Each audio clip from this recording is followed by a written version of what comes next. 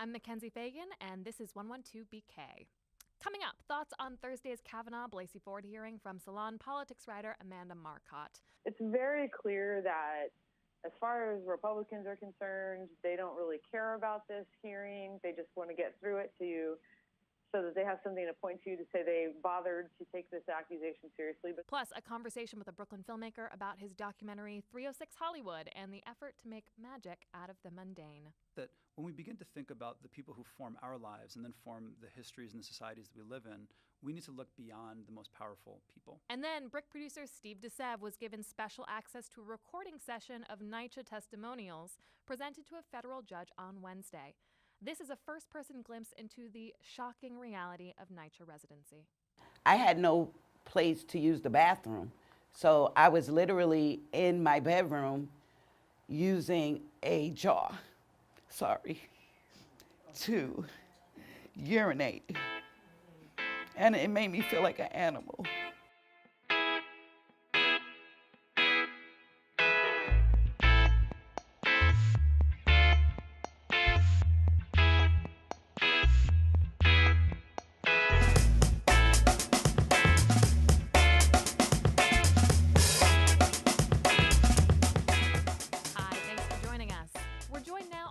By Amanda Marcotte, Salon's senior politics writer and author of Troll Nation, How the Right Became Trump-Worshipping Monsters Set on Rat-Fucking Liberals, America, and Truth Itself.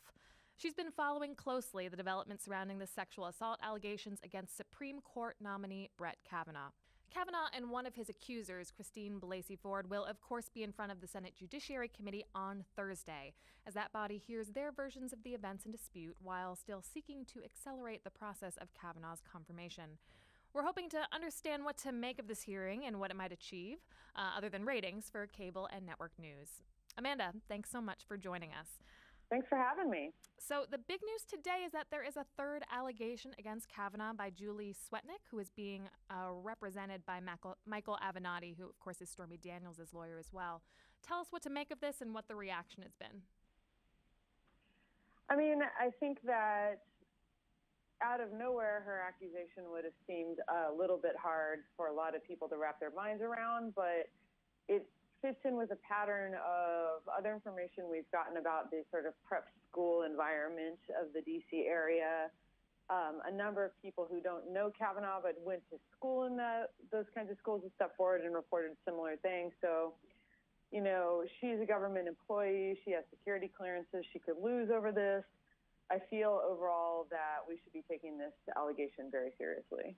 So she's viewed as credible, and while she is not accusing Brett Kavanaugh directly of sexual assault, she's saying that he was present at parties where she was sexually assaulted, and she saw him engage in troubling behavior, to say the least. So one thing I really want to flag about all this is that what we're hearing from women that are stepping forward is very congruent with what research has said about gang rape and gang assault for decades now.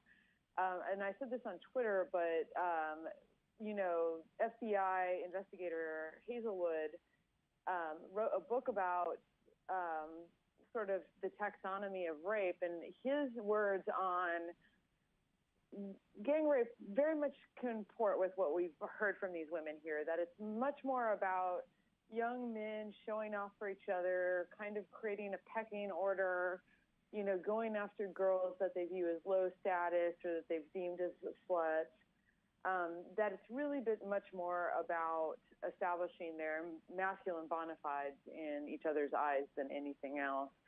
I find it difficult to believe myself that a bunch of women who just happen to go to school in the area would be so well versed in the criminology around this that they would come up with a story that just so perfectly matched what the research says about these sorts of things. Right. And the other news that I want to draw our viewers' attention to is that there has been a prosecutor brought in by the Republicans on the Judiciary Committee, Rachel Mitchell, who Mitch McConnell referred to as a female assistant. She is, in fact, a prosecutor who has been at her job for decades. Can you tell us a little bit more about Rachel Mitchell and why Republicans have chosen to engage her for the questioning? I don't know much about her career in general, but what I do know is that this is highly unusual. I've never even heard of this happening before, a lawyer being brought in to question a witness instead of the senators themselves. It's very clear that as far as Republicans are concerned, they don't really care about this hearing. They just want to get through it so that they have something to point to say they bothered to take this accusation seriously, but they clearly are not. They can't even question her themselves, and instead are more worried about making sure that there's no campaign ads against them, showing them being insensitive to a woman with a credible sexual assault allegation. You know, they don't care about getting to the truth of this matter. They just care about getting this done and minimizing their political exposure. Right. So we think that this is an issue of optics rather than trying to get at the truth of the matter. Yeah, I don't think it's a coincidence that they were like, get us a woman. Right. You know what I mean? Right, absolutely. In other news, we saw that Kavanaugh has released his calendar for the summer of '82, which it doesn't mention rape or sexual assault on it. Exculpatory, in your opinion? No. What's interesting is that he thought that would be exculpatory because, while it does show that he did a lot of schoolwork and he did a lot of volunteer work, it also shows he went to a lot of parties. So it comports exactly with what Dr. Blasey Ford said their lifestyle was like then. I don't really understand what he's trying to prove here. Slate had a piece from a woman who wasn't talking about Brett Kavanaugh specifically, but was talking about the atmosphere of the prep schools in the area. She graduated class of '88 from one of them. And she specifically mentioned seeing a gang rape in progress during Beach Week, which is something that Kavanaugh himself has on his calendar. So again, that doesn't mean he did it. It doesn't mean it happened at Beach Week. But what we're seeing is that he went to exactly the sort of events that are described as being these kinds of events. Amanda, you've mentioned in some of your writing that the fact that people like Trump and Kavanaugh lie so easily and badly is a testament to the power of wealth and privilege. These are men who have never faced consequences for behaviors that they flaunt. What do you think it's going to take to bring men like this to justice? I mean, I think that this is like, once again, a real show of what power means. And these men are able to do what they want because they have the power to do it, and no one currently has the power to stop them. And frankly, the only way to change that equation is for people to get out and vote other people into power. You know, and I just don't see another pathway to holding these people accountable. It's clear they're closing ranks, and it's clear that they have the power to do so.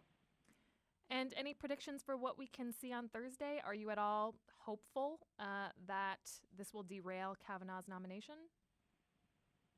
I'm not feeling great about it. It's super clear that the Republicans just want to be able to say they gave this woman a hearing, but they've already indicated that they don't believe her or they don't believe it was serious. And in a sense, both things are the same thing. They just don't think that this matters.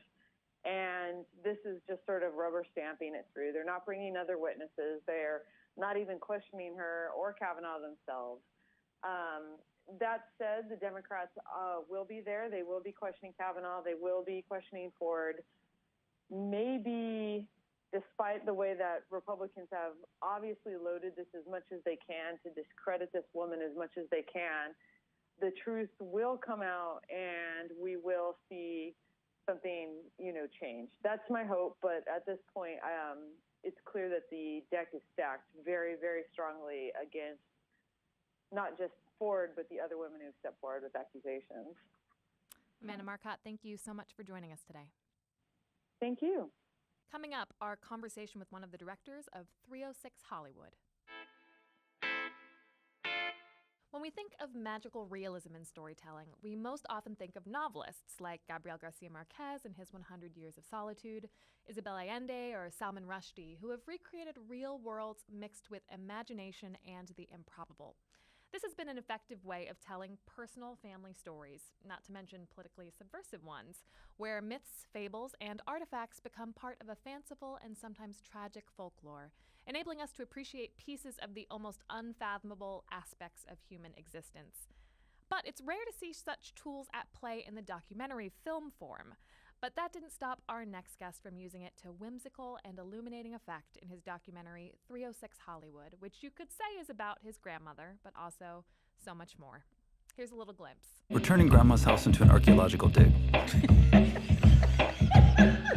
When you're on an archaeological dig, you start to imagine how these people would have lived. To talk about this 2018 Sundance Film Festival selection, we're joined by Jonathan Bogarin, who co-directed the film with his sister, Ilan Bogarin. Welcome to 112BK. Thanks so much for having me. So this first question is maybe a little trite because the whole film seeks to explore the question, but who was your grandmother? So my grandmother was the daughter of Jewish immigrants who came to Newark in the early part of the 20th century. They were fleeing persecution in Russia and Poland. She grew up in Newark in the Jewish ghetto, and as a young woman, she was a clothing designer and then moved to the house at 306 Hollywood Avenue in Hillside, New Jersey, which at the time seemed to be a long ways outside of Newark, but it was in fact like a mile away. So she spent her entire life in this house. She was actually a very ordinary person who was also a very remarkable person. And I think that's the thing about this film that we wanted to get at was the ways in which the ordinary people in our lives are in fact remarkable. They're extraordinary. And we wanted to find the language to talk about that. So our grandmother was a normal person. We interviewed her for 10 years towards the end of her life, between the ages of 83 and 93, when she passed away. And her death was sort of like the inciting incident for us to begin exploring her life through these tapes that we had made of her and the objects that remain in her house. And it seems like she played a huge role in your and your sister's life. You visited her every Sunday growing up. And so in addition to these interviews that you did with her for 10 years, the film is this pastiche of different types of footage. You've got the archival, you have sort of contemporary doc footage that was shot for the film, and you also have these beautiful devised scenes.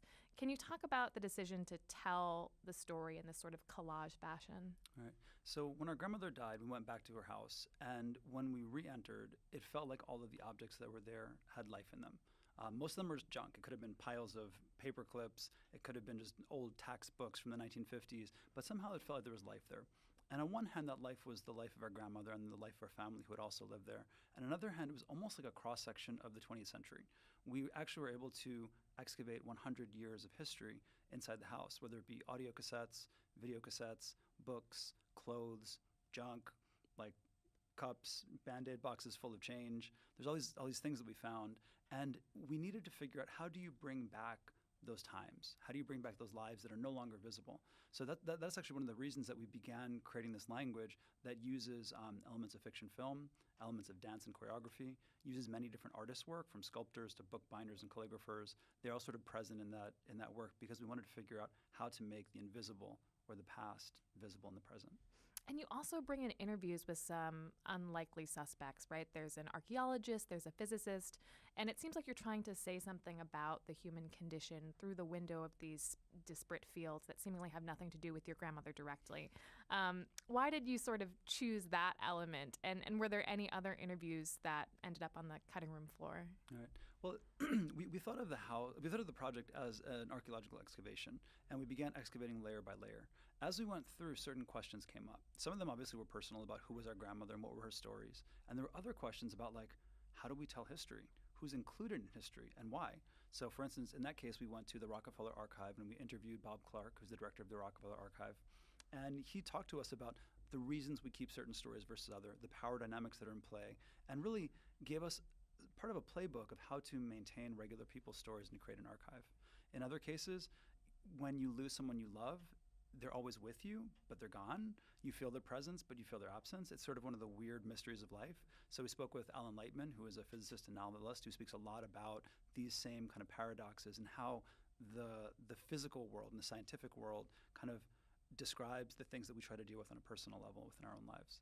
That interview with the archivist from the Rockefeller Foundation was so interesting because he described the Rockefellers and men of their stature as the winners of history, and that's why they have archives and a professional staff of archivists telling their role in history. Whereas people like your grandmother, not to say that she wasn't a winner of history, but she was not, she didn't rise to the level of fame as a Rockefeller, for example. Can you talk to me about, I would say women especially, who led lives that were perhaps more centered around the home, and how we can respond to their memory? Right.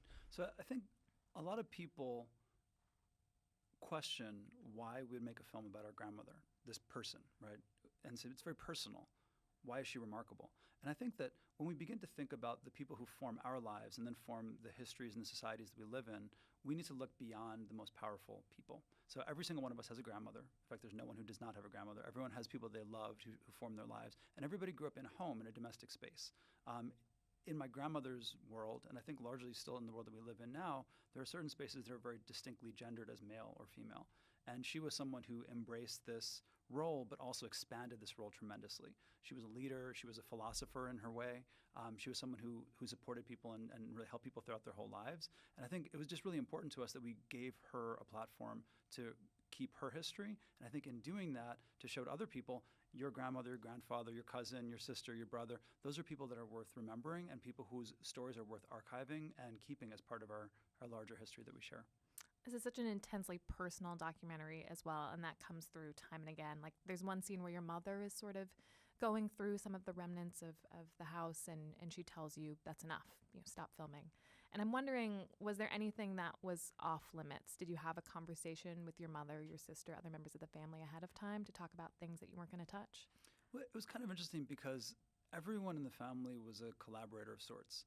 There's a scene in the film where our grandmother actually strips down and she's nearly naked and she's trying on clothes that she had made for herself 60 years prior. And obviously they don't fit, right? But she knew what was happening when we were filming her. You can see her as the scene unfolds, because actually it's one uncut scene that runs for about 7 minutes, and it's hilarious, and you can see her kind of grappling with things, but you can see her also recognizing her own agency. You can see her recognizing her sense of beauty, her sense of aging, how she's dealing with these things and how she's dealing with the past. And I feel like the fact that our family was involved in this actually we began filming in 2001, the fact that our mother and our grandmother were so involved in the process, it was almost like anything was fair game. And they were able to express a lot of the ideas and a lot of the emotions through being collaborators. That is such a remarkable scene, and you can tell that you decided very purposefully not to make any edits. And earlier in the film, your sister asks your grandmother, "Are you vain, Grandma?" And she says, "Yeah, I am." And so juxtaposing that with this scene where she literally lets herself be exposed for the camera, I thought was really moving, and especially seeing the relationship between your mom and your grandmother, and your mom who was so kind and gentle with her. You really felt the force of these two women. Right, and I think also this question of generations. We're looking at 3 different generations of women, each of whom is dealing with beauty, representation, their own identity in different ways, and you can see that interaction playing out within the scene. What do you think your grandma would think of the film? I think on one hand, she would really appreciate it because I think that she had always supported us as artists. She herself was a designer and an artist. She studied at Pratt here in Brooklyn, actually in the 1930s. So I think she really would have appreciated that level. On the other hand, she was someone who's like, she could be very public, but she's also someone who's like, I don't know what all this fuss is about. So I think she'd probably make a joke of it. So I love this film. Will you tell our audience where they can go see it? Of course. The film premieres this Friday. This is September 28th at the Quad Cinema in Manhattan. It's 34 West 13th Street, and we'll be playing there for at least a week and might continue after that. Every single day and every single night, we're going to have special event screenings. One of our goals for the film is to talk about the different themes in the film every day with the audiences. So there's going to be Q&As with myself and my sister, as well as other people who worked in the film, authors, archivists, fashion designers, artists, many different people who deal with the themes about grief, science, etc. So come on out for the different Q&As. You can find that information on the Quad website. You can also find it on 306hollywood.com and also on Facebook at 306 Hollywood. After that, it's going to roll out into about 15 additional cities, and we'll continue the tour from there. Great. Well, thank you so much, Jonathan. And once again, the film is called 306 Hollywood. Thank you so much for having me. Appreciate it.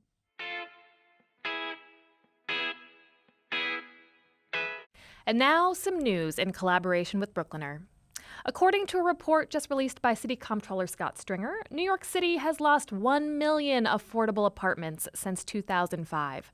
What's considered affordable? Apartments renting for $900 or less. Remember those? Yeah, me neither. This, of course, puts the squeeze on working-class renters trying to stay close to their places of employment. Brooklyn was the worst borough, having gone from more than 500,000 units to about 145,000 in 2017. Now, some news in local news. A new provider of local news will be coming online soon. It's called The City, and it's a collaboration with New York Magazine, a response to dwindling local news coverage with the aim of, quote, aggressively holding the powers in New York accountable, said the editor-in-chief. So far, they've raised $8.5 million in funding. No word yet on first date of publication, but we look forward to it and wish them luck. Bedbugs on the bus. No, not the next Samuel L. Jackson thriller, although I would watch that. It's apparently a reality on some buses from a North Manhattan depot. Channel 7 reported that drivers said bedbugs were believed to be crawling in the seats of at least 6 buses in the past 3 weeks. I know something else that's crawling right now, and it's my skin. But an MTA spokesperson downplayed the report, saying there's no confirmed samples and that the buses have been taken out of service and quarantined as a precautionary measure. See you tonight in my nightmares. We're ending our show today with this. Beginning Wednesday, a federal judge will be considering a NYCHA settlement and oversight plan. Residents were invited to give testimony by letter, in person, or on video. Brick producer Steve DeSev got special access to film some of the video testimonials as they were being recorded, and we want to share some of that now with you. First, a couple things we want to add for your consideration. To dispel a common misconception, NYCHA tenants pay rent just like any other tenant, and they also pay taxes to the city. But because of their residency in NYCHA properties, they're denied many city services from other agencies that are available to those living in private housing. This is unofficial policy and practice of these service providers, like a buildings inspector, always to redirect residents back to NYCHA to address their issues, concerns, or crises. So, for example, if you're a non-NYCHA tenant and you call a buildings inspector because of mold, they'll hold your landlord accountable. But if you live in NYCHA, we're told, and you call the buildings inspector because of mold, they'll send you back to your landlord. I'm going to put this microphone on you so we can record this for the hearing. Okay. All right. You will have 2 minutes to deliver your testimony. Your Honor, this hearing today is not just about black mold, but it's about broken plumbing, leaking roofs, broken elevators, intimidation, harassment for speaking up, lead, millions of dollars in tenant participation monies missing, hundreds of thousands of repair tickets ignored and erased. Vermin, roaches, rats, mice. There's no heat and hot water. Why is the elevator broken and why the door downstairs is never closed? I had a leak in my bathroom for over 15 years. The city of New York has offered to pay $2 billion to avoid a trial for its many violations regarding New York City Housing Authority. Is $2 billion enough? My name is Cherry Shivers. I live in White Cove Gardens. I'd like to greet the honorable judge. My problem is, and my crisis is, my apartment. I have lived there for 50 some odd years, and I'm 79 years old, and I just can't take it anymore. They don't fix a damn thing. They promise you and promise you, they never show up. The doors is open all night, all day, and we have a problem with people coming in robbing our senior citizens. And I just can't take it because that's my home. And I'm not gonna move nowhere because I need to stay in White Cove Garden. I demand that NYCHA be held accountable for all issues all across the board. Leaks in the bathroom, broken elevators, no heat and hot water. I had an issue yesterday that we didn't have no water at all with no notice put up at all. My bathroom is actually connected to my neighbor's kitchen. So when they tore this wall down back in September of 2017, they just put up a piece of plastic. Well, that left me using the bathroom where I felt extremely uncomfortable because my neighbor could see me a few times using the bathroom. When they eventually came to do the repairs about 10 months later, they had to actually remove the toilet bowl and they sat it inside the bathtub. And for the next 5-6 days, every day that they came, I had no place to use the bathroom. So I was literally in my bedroom using a jar, to urinate. And it made me feel like an animal. Sorry. There's a problem with elevator issues, people getting stuck in elevators. They break down all the time. Most of the time, they're not running as properly as they should. And in my building, they have problems with the mailboxes. The locks are not good as they should be, and they breaking down. And people have to go to 2 miles from their house to go pick up their mail for the people mailboxes that are broken. In each development, the percentage of children is around 32%, and the percentage of seniors is about 40 to 50%.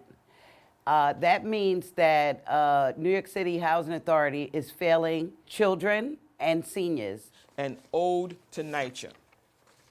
The Tenants slumlord is hot on the fire. The media has reported you an irresponsible, habitual slumlord liar. We refuse to have you pacify and romance us like Cupid. We the people are rising and we ain't stupid. You made it impossible to enjoy our dwellings and our lives. We're rising in size. What are you people, monsters from Mars? You are causing our living conditions to be so damn hard. There's privy in your power and it puts you above the law, cheating all of us and robbing the poor. Listen up, tenants, everywhere. Understand all that you hear. Never be seduced into fear. Know that it's criminality, intrusion, causing confusion, and an occasion there's hostile invasion in our environment. This battle of the tenants' rights is why we fight until you give back a new NYCHA intact, a reconstruction all over the cities that shall save the lives of many. This is a numbers game. You, the culprit, must take the blame. We are your judge, jury. Behold our fury. We are energetic and motivated with eyes on the prize. Together all over the city and state, we shall rise, we shall rise. I just want to end with, I hope that these hearings and the judges will listen to us, and this is just not a waste of time like everything else has been in NYCHA. Thank you. And that's the show. I'll be back again tomorrow to talk about backlash governance and the phenomenon of voting unwittingly against your own self-interest. Hope you can join me.